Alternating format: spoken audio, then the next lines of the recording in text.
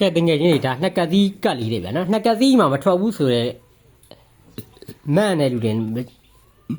နှစ်ကသီးမှာအချုပ်ရှိရင်ထွက်တယ်ဗျာနော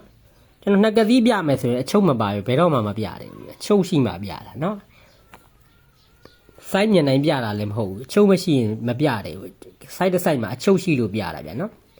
ဒီမှာကြည့်ကြည့်လိုက်နော်ဒါကျွန်တော်တို့ကင်ခဲ့တဲ့နှစ်ကသီးလိုင်းနေဗျာနော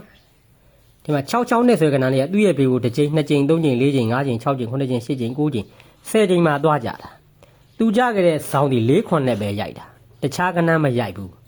သူ့ရဲ့မြင်းကုံမှာ9တက်တက်ပတ်လည်းရိုက်တယ်ဒီလိုကတ်မျိုးလေးဖြစ်တာနှစ်ကတ်သေးပဲရှိတာအခုပြမှာတော့ဒါတိုက်ဆိုင်မူလားတော့မသိဘူးเนาะဒါနှစ်ကတ်သီးဒါလုံးသွားတဲ့ခဏန်းကတော့ရှိတယ်တိုက်ဆိုင်ထားတာမဟုတ်လက်ရှိပို့မဲ့ကြီးတော့တိုက်ဆိုင်သွားရင်တော့ကျွန်တော်လည်းမတက်နိုင်ဘူး66နဲ့က66နဲ့လို့စော့တာသူ့ရဲ့ဇောင်းဒီ4ခွန်နဲ့သူ့ရဲ့မြင်းကုံက9တက်တက်ပဲမှတ်တာအဲ66နဲ့ဆိုရတဲ့တပင်း2ပင်း3ပင်ထက်ကဟောဒီ4တက်3ဆိုတဲ့ကဏ္ဍလေးကရောက်ကပ်ပို့မှာဒါလေးမှတ်ထားလိုက်နော်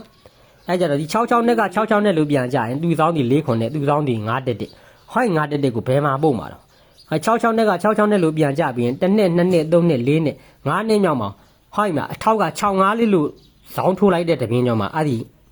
9တက်တက်ဒီနေရ4ခွန်နဲ့မြင်းကုံကဏ္ဍကိုဆွဲတင်တာအထောက်မရှိပဲမပို့ဘူးနော်သူ့ရဲ့ဇောင်းကို1နှစ်2နှစ်3နှစ်4နှစ်5နှစ်မြောက်ပြန်ဇောင်းဆင်းခဲ့တဲ့တက်4 3ကဟောဒီ66နဲ့က66နဲ့လို့ပြန်ကြဟောဒီ4ခွန်နဲ့4တွေစုံခဲ့တော့ဟောဒီနေရာက4တက်3ကိုသူ့ရဲ့ဟောဒီနေရာလေးမှာပြန်ပြီးတော့ဒါပို့တာလားနော်ဒါကတော့ကျွန်တော်အတွေ့နော်ဒါဒီနေရာလေးတွေကဒီနေရာ65လေးထိုးပြီးမှပို့ထားတာနော်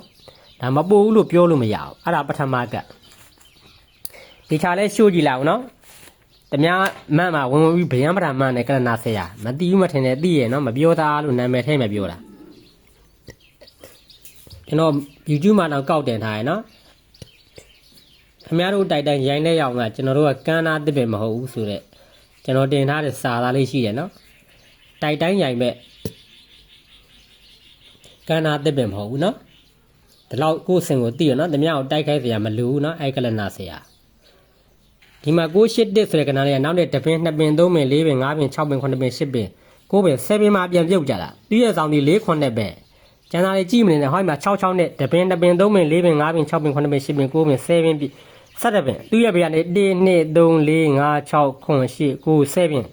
66နဲ့သူ့ဆောင်ဒီ4 9နဲ့ရှင်းရှင်းလေးရဲ့သူ့ရဲ့မြင်းကုံက9တက်တက်ကိုဟော66နဲ့က66နဲ့လာကြတဲ့ဆောင်1နှစ်2နှစ်3နှစ်4နှစ်5နှစ်သွား6 5လေးဆောင်ထိုးရတဲ့ဘွဲကြောင့်မှသွားဖြုတ်တာရှင်းရှင်းလေးရဲ့ဒီမှာ6 8တဲ့အထောက်မရှိပဲမပြဘူးမြင်ရပြတဲ့ဆရာတိုင်းမှာကျွန်တော်မပါဘူးเนาะ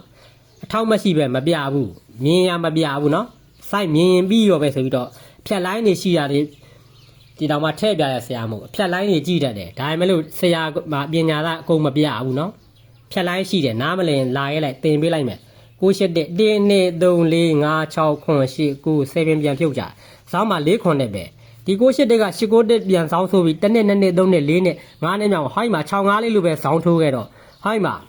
ဟိုင်း6 8တက်ရဲ့မြင်းကောင်က360ဘယ်မှာပို့ဟိုင်း6 5လေးရဲ့တပွဲကြော်မှာပို့ခဲ့တာဒါနှစ်ကသီးမဟုတ်လို့မေမေစပ်ပတ်လားနှစ်ကသီးရလောက်တာအထောက်မရှိပဲမပြဘူးတောက်တီးတောက်တဲ့ဆရာမထင်နဲ့မြင်ရပြတာများမှန်လားစိုက်ရှိတိုင်းမပြဘူးတောက်တီးတောက်တဲ့လောက်နဲ့ line ကိုတက်မပြဘူးဘာကဏ္ဍမှာစိုက်မရှိပဲကောင်းမှမပြဘူးအထောက်မရှိပဲမပြဘူးအထောက်ရှိတဲ့တဲ့မောင်နာတော့မြင်တဲ့လိုက်ကြည့်တဲ့ပိတ်တဲ့နဲ့ထိုးတဲ့ပိတ်တဲ့နဲ့ပြတဲ့ဆရာရဲ့ကန်နဲ့လဲစိုက်တယ်မေမေစပ်ပတ်တမများဗီဒီယိုမှာလိုက်ပြီးတော့ပေါက်တာကရမှန်လားဆရာချင်းတောင်မှစောက်ကြီးစောက်ကျင်နိုင်လေမင်းတို့ကဘလောက်အဆင့်ရှိလို့လဲချိုးကြည့်လိုက်ဟိုင်းမှာ66နဲ့က66နဲ့ကြတယ်4 9နဲ့မြင်းကောင်က9တက်တက်66နဲ့ရဲ့ဆောင်း9နဲ့သွား6 5လေးဆောင်းတွေ့တဲ့ဘွဲကြောင့်မဟိုင်း9တက်တက်ကိုပြန်ပို့လိုက်တာဟိုတစ်ရှစ်က8 9တက်ဒီမှာခွန်လင်းနဲ့သူ့ရဲ့မြင်းကောင်က360ဟိုင်းဒီကိုရှစ်ရဲ့ဆောင်းကို6 5လေးဆောင်းတွေ့တဲ့ဘွဲကြောင့်ဟိုင်း6 30ပို့လိုက်ရပို့လိုက်ပြီးတပင်း2ပင်3ပင်4ပင်ဟိုင်း5ပင်ရောက်ကကဏန်းလေးကဟိုင်းဒီကိုရှစ်ရဲ့တပင်း2ပင်3ပင်ထက်ကဟိုင်း4တက်ခွန်ဆိုတဲ့ကဏန်းလေးဟိုင်းနေရာလေးမှာဒါပို့မလားဒါနောက်တမှုပြအောင်မယ်နော်ဒါနောက်တမှုပြအောင်မယ်အဲ့4တက်ခွန်ဆိုင်နောက်တစ်ဆိုင်ပြမယ်ဒီမှာ3ထိပ်4ထိပ်5ထိပ်3ထိပ်4ထိပ်5ထိပ်သူ့ရဲ့အောက်မှာ198တဲ့ပဲအားရမလို့တဲ့198တဲ့ကြတဲ့နှစ်ကသီး3ထိပ်4ထိပ်5ထိပ်198သူ့ရဲ့ဘေးက1နှစ်2နှစ်3နှစ်4နှစ်5နှစ်6နှစ်9နှစ်10နှစ်9နှစ်10နှစ်သွားရင်93ကသူ့ရဲ့ဆောင်တပင်း2ပင်3ပင်4ပင်မှာ3 9တက်ထောက်ထားတဲ့93ကအဲ့93ကနှစ်ချင်းပေါက်ဟော6 305လို့ဇောင်းထိုးခဲ့တဲ့39ကပြန်ကြခဲ့တာ သူ့ရဲ့ဘေးမှာ383ဆိုတဲ့ပရိတ်တက်အဲ့ပရိတ်တက်ကဟော395လို့ပြန်ကြတယ်နောက်နဲ့မှာအဲ့338ကိုပြန်ပို့တယ်အဲ့ပို့လိုက်တဲ့ဇောင်းမှာခါတိုင်း3ချက်တစ်ထောင်ပြီးတဲ့4တက်ကွန်အဲ့ဒါပထမကပြန်ပြမယ်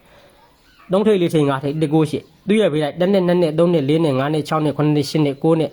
10နဲ့သွားတဲ့935သူတောင်းက39တက်ထောက်တာအဲ့935နှစ်ချင်းပေါက်395 635ဇောင်းထိုးခဲ့တဲ့395ဒီမှာပြန်ကြ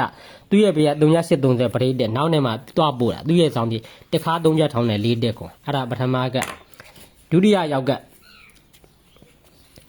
ဟိုင်းမှာ3ထိပ်4ထိပ်5ထိပ်သူ့ရောက်ဒီ198တွားရင်1နှစ်2နှစ်3နှစ်4နှစ်5နှစ်6နှစ်9နှစ်10နှစ်9နှစ်10နဲ့သွားရင်993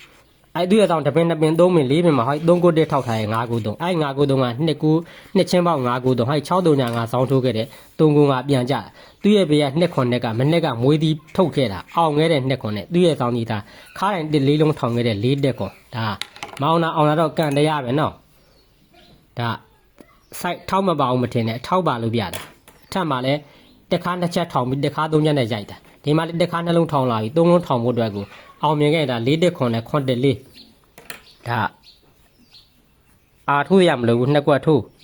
ဒီလောက်ပဲ